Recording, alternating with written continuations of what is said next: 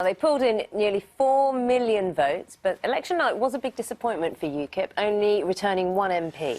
But now their leader, Nigel Farage, is expected to tell party members at their autumn conference that their priority now should be the EU referendum. He joins us from Doncaster, where the conference is taking place, and I'm pleased to say we can talk to him now. Thank you very much for joining us this morning. Good morning. It's interesting when we hear that the EU is now your priority, and some people, and I'd like your reaction to this, are saying perhaps this was your raison d'etre, the reason for UKIP, and perhaps now, once the EU referendum battle is over, this is your last hurrah. That's it for UKIP. Your reaction, Mr. Farage?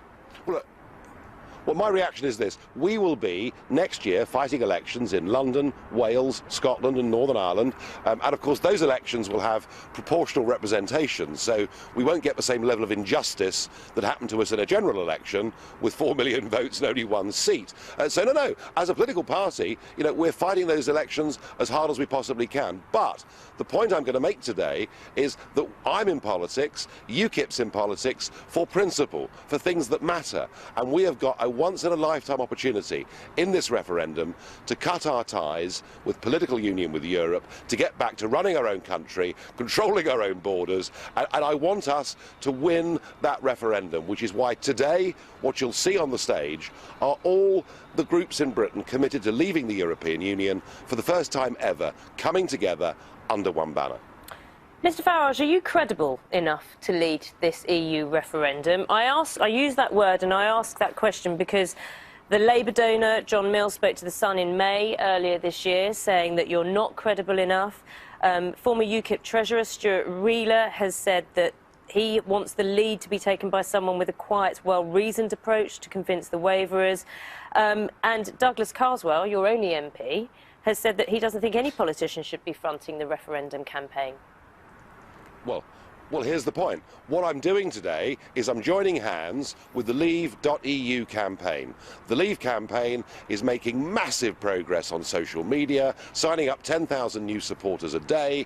It's a non-party political campaign. At the moment, it's led by businessmen and women and entrepreneurs. And in time, they're going to recruit celebrities and sports people and everything. We are going to work together with them. They, I think, will be the umbrella group that will lead the campaign to leave the EU, and we will play a major role with them. This isn't about personality. This is about fighting a campaign. It's about getting out around the country. It's about explaining to people we don't need to be in the EU to buy and sell goods from each other. And frankly, those that have criticised me, generally those criticisms have come from a Conservative party who think they themselves should lead the campaign. I'm not interested in personalities or egos. Today is a demonstration of unity, a demonstration that the anti-EU groups can get together. Has UKIP got a future, Nigel Farage?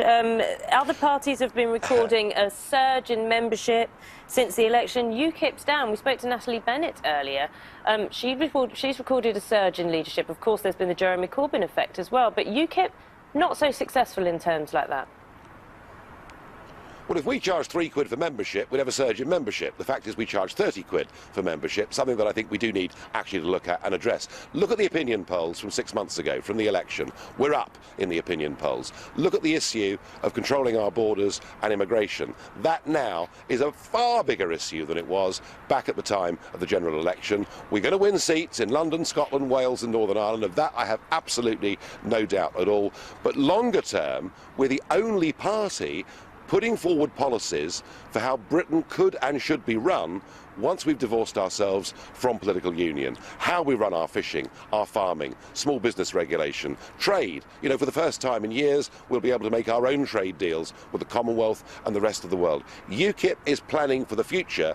The other Westminster parties are planning to keep us stuck inside a political union. So we are a radical party for the 21st century. A radical party that campaigned quite heavily on winning over disaffected voters in the 2015 election. Now we're seeing many disaffected voters turning to Jeremy Corbyn, who's offering an alternative as the new Labour Party leader. Are you concerned that he's going to take those disaffected voters from UKIP?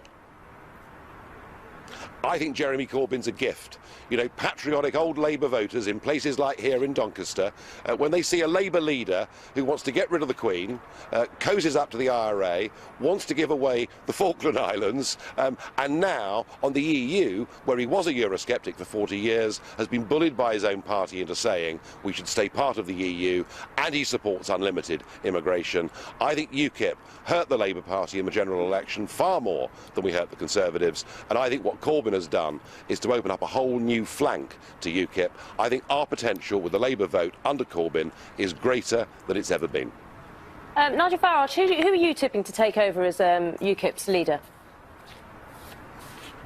I'm UKIP's leader, and I'm leading us into a big set of elections next year, and more important than that, I will lead UKIP into a national referendum on our membership of the EU, something that wouldn't have happened had UKIP not been here.